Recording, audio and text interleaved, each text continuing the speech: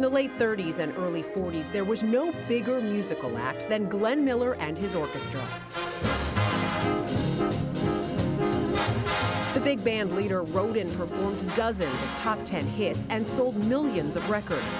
But in the midst of World War II, Miller gave up his lucrative career and enlisted in the military, where he led the U.S. Army Air Force Band. It was composed of gentlemen from the various high-grade orchestras throughout the United States.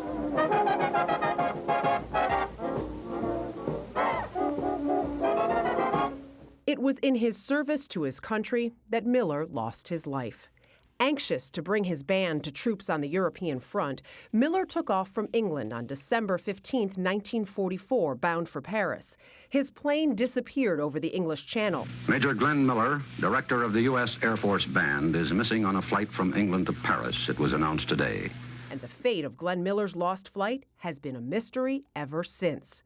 But there could soon be an answer. The only way to change mystery to history is to come up with solid documentation. Rick Gillespie from the International Group for Historic Aircraft Recovery, or Tiger, says an English fisherman has provided the most solid lead in decades on where to find the wreckage of Miller's plane. In 1987, trawling in the English Channel, he pulled up an airplane wreck that he later realized looked like the kind of airplane that Glenn Miller disappeared in.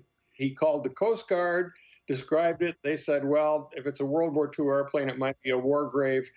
Just get rid of it. The fisherman made a note of where he dropped the wreckage, but it wasn't until years later when he saw a picture of what Miller's Norseman aircraft looked like that he realized what he might have discovered.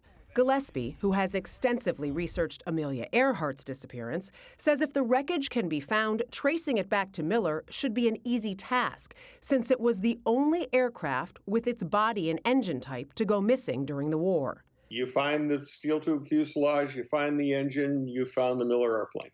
Possibly putting an end to one of America's greatest unsolved mysteries. These things always start with a story, and this is classic. Yeah, this is a fisherman's story, the one that got away. A fisherman who's remaining anonymous right now. Gillespie's group still hasn't decided if there's enough information for them to do a full search. We hope they find it. All right.